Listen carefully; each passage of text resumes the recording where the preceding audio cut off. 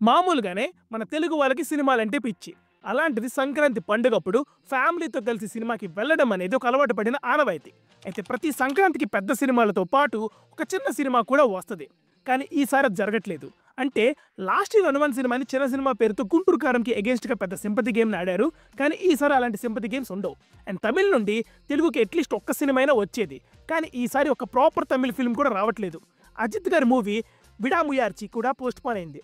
So ఇంకా ఈ సంక్రాంతికి మనం చూడబోయేది 3 సినిమాలను మాత్రమే. అవేంటో మీకు తెలుసుగా, 'game changer', 'Daaku Maharaj' and సంక్రాంతికి వస్తున్నాం. ఈ 3 సినిమాలు దిల్ రాజు గారి చేతిలోనే ఉన్నాయి. So this time no any controversies, no any theatre issues and no any confusions. Okay then, ముందుగా 'గేమ్ చేంజర్' గురించి మాట్లాడుకుందాం. అసలు 'గేమ్ చేంజర్'ని ఎందుకు సంక్రాంతికి టార్గెట్ చేశారు అనే డౌట్ మీకు ఎప్పుడు రాలేదా? ఒక cinema decent, average, below average ఎలా ఉన్నా కూడా హౌస్ఫుల్స్ పడేది కేవలం సంక్రాంతి టైంలోనే. అంటే 'గేమ్ చేంజర్' అలాంటి యావరేజ్ సినిమా అనట్లేదు. కానీ ఎందుకు సంక్రాంతికి టార్గెట్ చేశారనే దానికి దిస్ మే బి రీజన్ అంటున్నా. అండ్ ఇనిషియల్లీ December 25కి వద్దాం అనుకున్నారు. బట్ 'పుష్ప' ఉండడంతో యూజువల్ స్క్రీన్స్ దొరకమనే రీజన్స్తో కూడా సంక్రాంతికి టార్గెట్ చేసి ఉండొచ్చు. దిల్ రాజు గారు ఒక ఇంటర్వ్యూలో క్లియర్గా చెప్పారు, శంకర్ గారు 1 మంత్లో ఒక 10 days ఇండియన్ 2 తీస్తే ఇంకొక 10 days 'గేమ్ చేంజర్' తీశారు అండ్ ఇంకో 10 days ప్రిపేర్ అయ్యేవారు అని. ఇలా చేయడం వల్ల 'గేమ్ చేంజర్' కాంటెంట్కి సంబంధించి కొంత భయం అయితే ఉంది. ఇంకొక అర్థం కాని విషయం ఏంటంటే అసలు ప్రమోషన్స్ ఎందుకు చేయట్లేదు? హిందీలో అయితే 0 ప్రమోషన్స్, తెలుగులో కూడా ఒక ప్రీ రిలీజ్ ఈవెంట్ తప్పించి ఏ ప్రమోషన్స్ లేవు. దిల్ రాజు గారే అన్నారు 'గేమ్ చేంజర్'కి బజ్ లేదు, హైప్ కూడా లేదు అని. అసలు శంకర్ గారు ఒక జీనియస్, అందులో డౌటే లేదు. కానీ లాస్ట్ 1 to 2 ఫిలిమ్స్తో ప్రాపర్గా ఎంగేజ్ చేయలేకపోతున్నారు. అంటే గ్రాండర్ అనే మిత్తులో ఉండిపోయి అసలైన ఒరిజినల్ స్టైల్ ఆఫ్ మేకింగ్ని వదిలేశారు. ఇండియన్ 2 జరిగింది అదే. సినిమాలో ఒక ప్రాపర్ కాన్ఫ్లిక్ట్ లేకుండా జస్ట్ గ్రాండియర్తో ఎంగేజ్ చేద్దాం అనుకుంటే అది అవ్వని పని సార్. ఇన్నిసార్లు గ్రాండియర్ అని ఎందుకు అంటున్నా అంటే 'గేమ్ చేంజర్'లో సాంగ్స్కి 75 crores ఖర్చు పెట్టిన విషయం మనందరికీ తెలిసిందే. ఈ రోజుల్లో సినిమాల్లో సాంగ్స్ అనేది లాస్ట్ ప్రయారిటీ అయిపోయింది. అంటే ఆడియన్స్ ఒక స్టోరీ చూడడానికి ఇష్టపడుతున్నారు కానీ డ్రీమ్ సాంగ్స్ని చూడడానికి ఇష్టపడట్లేదు. బట్ అయినా కూడా 'గేమ్ చేంజర్'లో songs eye feast and visually stunning అంటున్నారు. నిజంగా అంత బ్యూటిఫుల్ విజువల్స్ ఉంటే done, no more arguments. But songs ఫోర్స్డ్గా ఉంటే మాత్రం చాలా కష్టం. 'గేమ్ చేంజర్' వర్క్ అవ్వాలి అంటే only option is emotional connectivity. అసలు ఎమోషన్ అనేది కనెక్ట్ అవుతే సినిమాలో ఎన్ని ఫ్లాస్ ఉన్నా కూడా ఎవరికి కనబడవు. ఇంకా హీరో క్యారెక్టరైజేషన్ కూడా ఇంట్రెస్టింగ్గా ఉండాలి. హీరో యాంగర్ మేనేజ్మెంట్లో 0 and IPS నుండి IASకి షిఫ్ట్ అవ్వడం లాంటి పాయింట్స్ని చాలా కన్విన్సింగ్గా ప్రజెంట్ చేయాలి. ఇక కామెడీ ట్రాక్ అంత న్యాచురల్గా అయితే అనిపించట్లేదు. సో చూద్దాం. అలానే SJ Surya and Ram Charan మధ్య ఉండే ఆ కాన్ఫ్లిక్ట్ ఏంటి, రామ్ నంద్ అండ్ తన ఫాదర్కి ఉన్న బాండ్ ఏంటి, అసలు ఈ 2 టైమ్ లైన్స్లో ఇద్దరు హీరోస్ దేనికోసం ఫైట్ చేస్తున్నారు and how Ram Nandan is going to be game changer అనేవి క్యూరియస్ పాయింట్స్. సో ఈ ఫ్యాక్టర్స్ని కమర్షియల్ ఎలిమెంట్స్తో బ్లెండ్ చేసి ఎలాంటి సినిమా మనకి ఇవ్వబోతున్నారు అనేది వెయిట్ చేసి చూద్దాం.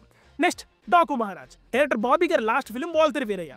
ఒక గొప్ప సినిమా అని అనను కానీ it's decent film. Routine story అయినా కూడా చిరు టైమింగ్ వల్ల, మంచి సాంగ్స్ వల్ల, కొన్ని మాస్ మూమెంట్స్ వల్ల అండ్ రవితేజ ఎమోషనల్ ట్రాక్ వల్ల సినిమా బ్లాక్ బస్టర్ అయిపోయింది. కానీ ఈసారి కూడా అలా మేనేజ్ చేసేస్తామంటే కష్టం.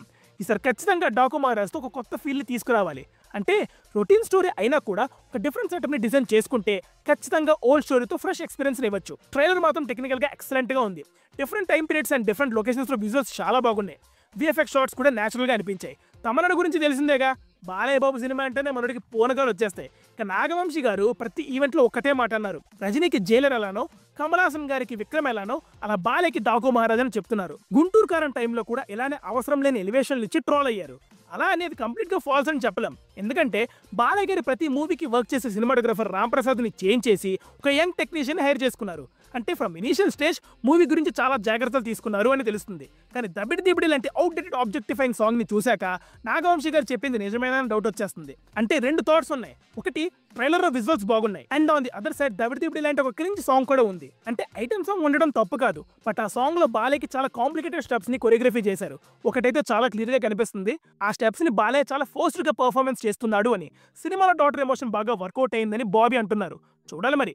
ఇంకొక ఇంట్రెస్టింగ్ ఫ్యాక్టర్ ఏంటంటే మూవీలో బాలయ్య 4 డిఫరెంట్ గెటప్స్లో కనిపిస్తున్నారు. సోషల్ మీడియాలో ఇది ఇంకొక కిక్ 2 అని కూడా రూమర్ నడుస్తుంది. మరి బాబీ మంచి కమర్షియల్ సినిమాని ఇస్తాడా లేక మంచి రాడ్ని ఇస్తాడా అనేది సినిమా చూసాకే తెలిసేది. ఇంకా లాస్ట్ వన్, సంక్రాంతికి వస్తున్నాం. అనిల్ రావిపూడి గారి last film 'Bhagavanth Kesari'. Completely out of Anil's mark. అంటే తన కంఫర్ట్ జోన్ నుండి బయటకు వచ్చి ఒక సీరియస్ యాక్షన్ డ్రామాని ట్రై చేశాడు అండ్ బ్లాక్ బస్టర్ కూడా కొట్టాడు. కానీ ఈసారి మళ్ళీ తన మార్క్ కామెడీతో సంక్రాంతికి వస్తున్నాంతో మన ముందుకు వస్తున్నాడు. ట్రైలర్ స్టార్ట్ అవ్వడమే ఒక సీరియస్ టోన్లో స్టార్ట్ అవుద్ది, కానీ వెంటనే కామెడీకి షిఫ్ట్ కొట్టిద్ది. వెంకటేష్ ఒక ఎక్స్ కాప్, రిటైర్ అయ్యి ఒక పల్లెటూరులో తన వైఫ్ తో హ్యాపీగా ఉంటాడు. అయితే అప్పుడే Venkatesh ex girl friend Meenakshi ఒక కేసు విషయంలో హెల్ప్ కోసం వెంకటేష్ లైఫ్ లోకి ఎంటర్ అవుద్ది. ఇప్పుడు ఆ కేసుని సాల్వ్ చేసే జర్నీలో ex girlfriend and wife తో వెంకీ మామ ఎలాంటి ప్రాబ్లమ్స్ ని ఫేస్ చేశాడు అనేది రిమైనింగ్ ఫిలిం. అనిల్ రావిపూడిని క్రింజ్ అనినా, లౌడ్ అనినా, ఎవరు ఏమన్నా కూడా after Rajamouli, Anil Ravipudi is the only director with 0 flops. 4 hours సినిమా తీసి 3 అవర్స్ కి కట్ చేస్తున్న ఈ రోజుల్లో పర్ఫెక్ట్ బౌండ్ స్క్రిప్ట్ తో 2 అవర్స్ 27 మినిట్స్ సినిమా తీసి జస్ట్ 5 మినిట్స్ మాత్రమే కట్ చేసి 2 అవర్స్ 22 మినిట్స్ కి ఫైనల్ వర్షన్ లాక్ చేయడం అంటే చిన్న విషయం కాదు. ఎంతో మంది సీనియర్ డైరెక్టర్స్ కి లేని క్లారిటీ అనిల్ రావిపూడికి ఉంది. అండ్ ప్రమోషన్స్ లో కూడా చాలా యాక్టివ్ గా ఉంటాడు. నా సినిమా ప్రమోట్ చేసుకోవడం కోసం నేను సిగ్గుపడను, పడాల్సిన అవసరం కూడా లేదని రీసెంట్ గా ఒక ఇంటర్వ్యూలో చెప్పారు. అలా అని చెప్పి ట్రైలర్ అదిరిపోయిందా అంటే కాదు, కొన్ని డైలాగ్స్ అండ్ సెట్స్ ఆడ్ గా అనిపించాయి. ఎస్పెషల్లీ ఈ సెట్ చాలా ఆర్టిఫిషియల్ గా ఉంది అండ్ కామెడీ కూడా పర్ఫెక్ట్ గా ల్యాండ్ అవుద్దని గ్యారంటీ లేదు. ఎందుకంటే సిచ్యువేషన్ డిపెండ్ చేయకుండా కామెడీ జనరేట్ చేస్తే ఖచ్చితంగా కామెడీ వర్కౌట్ అవ్వదు. యాక్షన్ అండ్ కామెడీని బ్యాలెన్స్ చేయడం చాలా పెద్ద రిస్క్. రెండు సరిగ్గా బ్లెండ్ అవ్వకపోతే మొత్తం కొంపు అయిపోద్ది.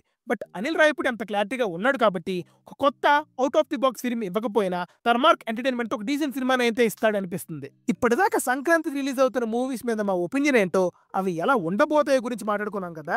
ఇప్పుడు వాటి ప్రీ రిలీజ్ బిజినెస్ డీటెయిల్స్ గురించి మాట్లాడుకుందాం. ముందుగా గేమ్ చేంజర్ ఏపీ తెలంగాణ కలిపి 130.50 కోట్ల బ్రేక్ ఈవెన్ టార్గెట్తో రిలీజ్ అవుతుంది. నెక్స్ట్ డాకు మహారాజ్ ఏపీ తెలంగాణ కలిపి 73.40 కోట్ల ప్రీ రిలీజ్ బిజినెస్ టార్గెట్తో రిలీజ్ అవబోతుంది. లాస్ట్కి సంక్రాంతికి వస్తున్నాం. ఏపీ తెలంగాణ కలిపి 33.30 కోట్ల ప్రీ రిలీజ్ బిజినెస్ టార్గెట్తో రిలీజ్ అవబోతుంది. అంటే టోటల్గా దగ్గర 250 కోట్ల విషయం అన్నమాట మన సంక్రాంతి ఈసారి. సో ఇదండి మాకు సంక్రాంతి సినిమాల మీద ఉన్న ఒపీనియన్. ప్రతి సినిమా ట్రైలర్లోనే కొన్ని ఫ్లాస్ అయితే ఉన్నాయి, కొన్ని హైస్ ఉన్నాయి. ఏ సినిమా మీద కూడా ఎక్స్ట్రీమ్ హైప్ ఆర్ బజ్ లేదు. 3 సినిమాల ట్రైలర్స్ కూడా డీసెంట్ గానే ఉండడంతో ఎక్కువ ఎక్స్పెక్టేషన్స్ ఆర్ FDFS చూసేయాలి అనే ఎగ్జైట్మెంట్ అయితే అస్సలు లేదు. కానీ సంక్రాంతి టైంలో ఏ సినిమా అయినా సరే బోర్ కొట్టనివ్వకుండా డీసెంట్ ఎక్స్పీరియన్స్ ఇస్తే చాలు, ఆ సినిమా బ్లాక్ బస్టర్ అయిపోద్ది. మా పర్సనల్ ఒపీనియన్ ఏంటంటే Daaku Maharaj and game changer కంటే కూడా సంక్రాంతికి వస్తున్నాంకి ఎక్కువ పాజిటివ్ రెస్పాన్స్ వస్తుందేమో అనిపిస్తుంది. కానీ 3 సినిమాలు పెద్ద హిట్ అవ్వాలనే కోరుకుందాం. ఎందుకంటే TFI బాగుండాలి బ్రో. సో ఇంకా 2025లో ఇలాంటి వీడియోస్తో మళ్ళీ కలుస్తానే ఉంటాం. Until then bye, team movies for you.